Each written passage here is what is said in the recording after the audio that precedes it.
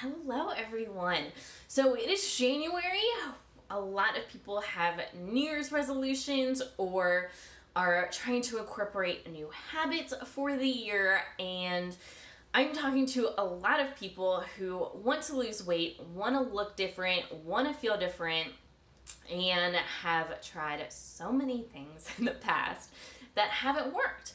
And so I want to talk today about 3 reasons why your weight loss plan hasn't worked before. And I will tell you, there's a way to do this, and yes, you can, and it's not impossible. But there's some really important things that need to be done.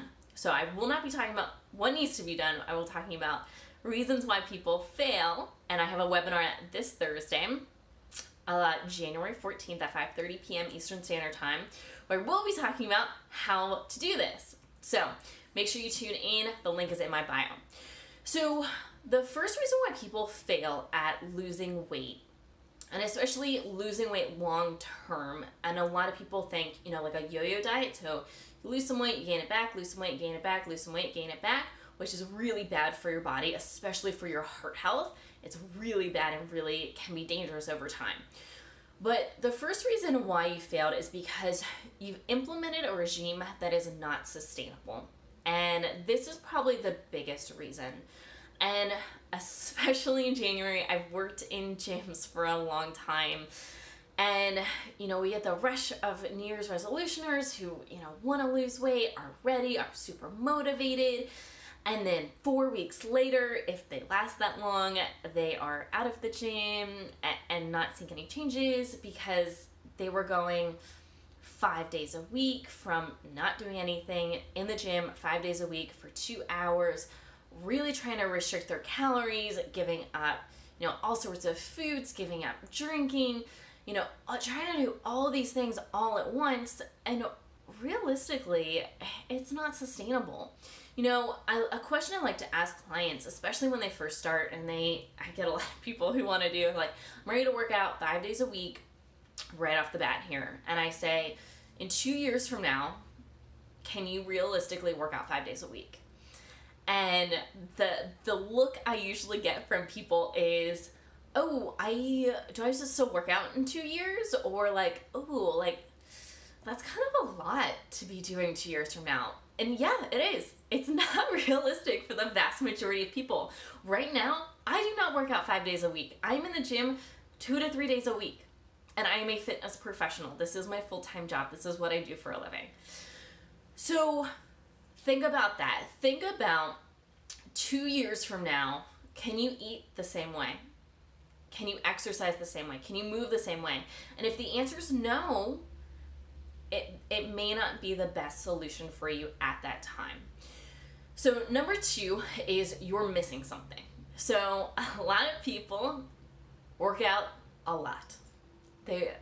Working out's not usually the issue, especially when people are motivated. They're working out a lot.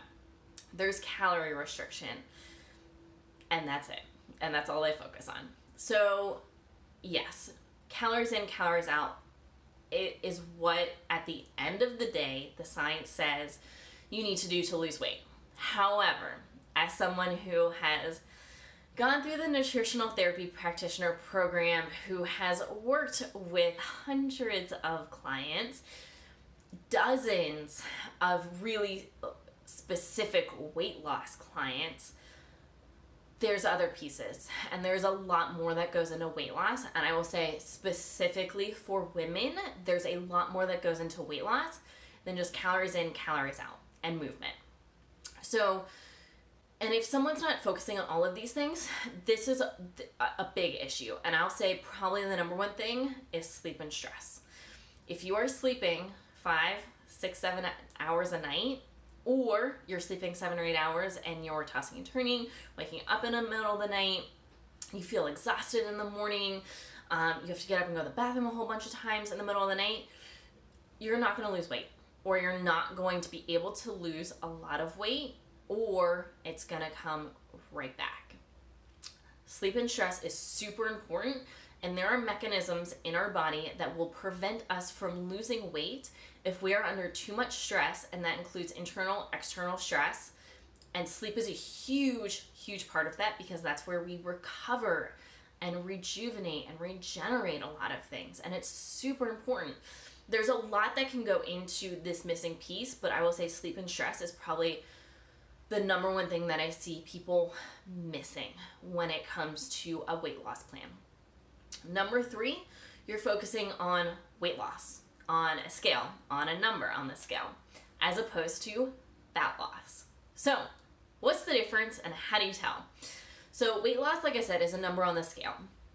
Why is this not a good measurement of what's really going on? So, when a lot of people lose weight, I'll see a lot of people doing a lot of cardio or cardio with weights. Cardio with weights, I think high intensity interval training or classes, boot camp classes, Peloton's super popular right now. So there's a lot of things that are cardio or cardio with weights, which is, in my eyes, cardio. Same thing. So this is great for the number on the scale, or can be, short term. So we can see the number go on the scale, but what are you actually losing when you're losing weight? When you're doing cardio, yes, you could be losing some body fat. You could also be losing muscle mass. And so then, if you lose a significant amount of weight, and a lot of it's from, both fat and muscle, when you get down in your trimmer, this is where the term skinny fat comes from. You don't look thin. You don't look strong. You don't look lean. You don't look toned. And this is typically what people are looking for. They're looking for a leaner, toned look. They're not looking for just being physically smaller, but you want your clothes to fit better. You want to look better in your clothes. You want to look better in a bathing suit. You want to be able to wear a strapless shirt and have your arms look good. And if you're just focusing on the number on the scale, that is not guaranteed to get you there. Now, by focusing on fat loss, and this can be done in a variety of ways. There's so many scales out there now that can measure your body fat. And is there one that's better than the other? Sure, kind of. But generally what we're looking for is the numbers going down, for fat. And even if the measurement isn't accurate per se, as long as we're seeing the same device, the numbers going down, that's what we're looking for. So that's probably the easiest way. 2 pictures say 1,000 words, and they can be really, really, really valuable for your fat loss journey, for your weight loss journey, because honestly, you can be, let's say you're a female, 150 pounds. You can be chubby at 150.